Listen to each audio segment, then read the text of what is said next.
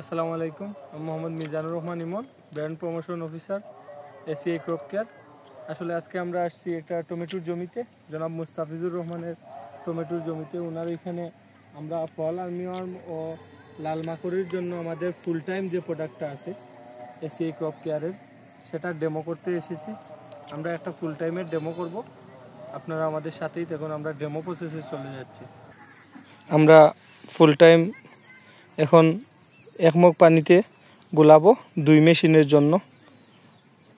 আমরা 2 মেশিন পানিতে আমরা 30 লিটার স্প্রে করব। এটা দিয়ে আমরা 2 মেশিন করার জন্য 2 বোতল পানিতে আমরা এটা গোলাবো। দেখতে পাচ্ছেন আমরা ঢালতেছি।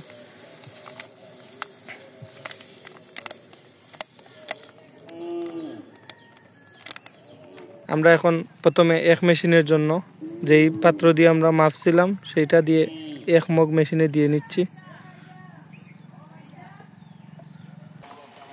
আপনারা দেখতে পাচ্ছেন আমরা ওষুধ স্প্রে করতেছি।